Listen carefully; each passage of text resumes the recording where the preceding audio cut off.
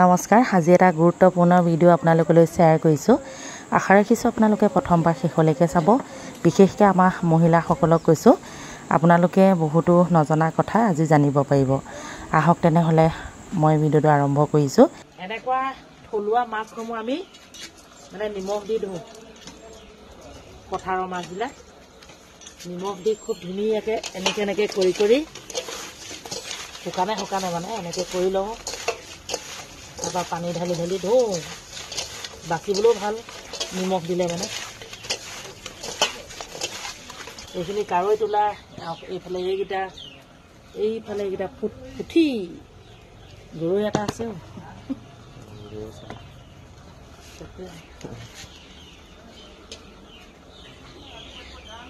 এইকেইটাতো নিমখখন দিবি দেই। বাচি আছোঁ হৈ যাব। নিমখ দি গৰম পানীয়ে 2-3 বাৰ ধুই ল'লোঁ। এতিয়া জোখমতে হালধি নিমখ দি খুব সুন্দৰকৈ মিশ্ৰণ কৰি থ'ম।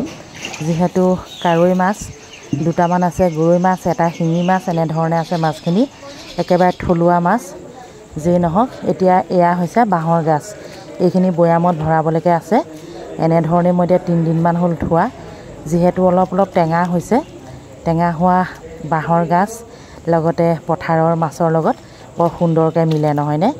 সেয়েহে এনেধৰণে অলপ বেছিকৈ লৈ লৈছোঁ। কিন্তু খৰিচাখিনি বৰ ধুনীয়া গোন্ধাই আছে দেই।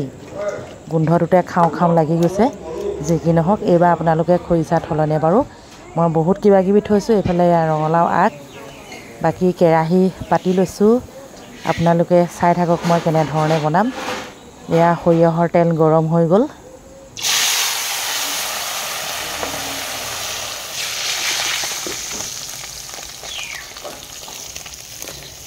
মাছখিনি ভাজি হৈ গ'ল। একেখিনি তেলতে অকণমান পাঁচফোৰণ দি এতিয়া মই খৰিচা টেঙাখিনি খুব সুন্দৰকৈ ভাজি ল'ম। তাৰপাছতে কেনেধৰণে মিশ্ৰণ কৰিছোঁ চাই থাকক। আকৌ অকণমান হালধি জোখমতে দিছোঁ, হালধি নিমখ। এতিয়া গৰম পানী দি খুব বককৈ উতলিবলৈ দিম। তাৰ পাছতে কাৰৈ মাছখিনি মই যোগ কৰি দিলোঁ। এয়া কাৰৈ মাছে দিছোঁ, বাকী মাছখিনি নাই দিয়া বাৰু, ৰাখি থৈছোঁ। যি কি নহওক, খৰিচা টেঙাৰ লগত থলুৱা মাছ খাবলৈ বহুতেই ভাল লাগে। সেয়েহে এতিয়া যিহেতু খৰিচা টেঙা এভেইলেবল ওলাইছে, বজাৰতো ওলাইছে বা গাঁৱে ভূঞেতো পোৱা যাবই বাঁহৰ গাজ, নহয়নে বাৰু? আপোনালোকেও এনেধৰণে থ'ব পাৰিব। এয়া চাওক খুব ধুনীয়াকৈ হৈ গ'ল। ৰেচিপিটো আপোনালোকৰ পচন্দ হ'লনে? এতিয়া নতুন এটা চাটনি বনাবলৈ লৈছোঁ। যিহেতু ৰঙালাও আগ লগতে আদা, নহৰু, ভোট জলকীয়া একেলগে অকণমান তেল দি অকণমান সময় ভাজি ল'ম, 2 মিনিটমান ভাজি ল'ম।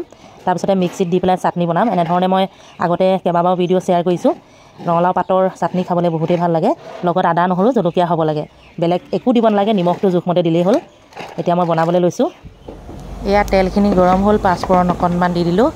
লগতে এতিয়া এইখিনি মই ভাজি ল'ম। অকণমান ভাজিলেই হ'ল।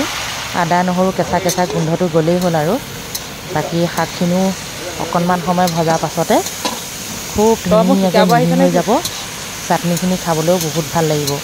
বহুত কেইজনমানে কৈ আছিলে আকৌ শ্বেয়াৰ কৰিব বুলি, সেয়েহে শ্বেয়াৰ কৰিছোঁ। নিশ্চয় আপোনালোকে ভালেই পাব। এয়া প্ৰায় হৈয়ে গ'ল। এতিয়া গেছটো অফ কৰি দিলোঁ। লগতে গোটা পিঁয়াজ অলপমান টুকুৰাকৈ কাটি ল'লোঁ। মিক্সিত দি দিম এতিয়া ভৰকৈ। এয়া ৰঙালাও পাতৰ চাটনি ৰেডি।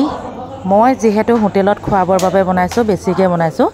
আপোনালোকে কম পৰিমাণে বনালে কমকৈ দিব আৰু মছলাবিলাক, যেনে আদা, নহৰু। বাকী এতিয়া দুপৰীয়া সময় খুব ধুনীয়াকৈ মাছৰ ৰেচিপিও বনালোঁ। ফ্ৰাই মাছো আছে, জোল মাছো আছে।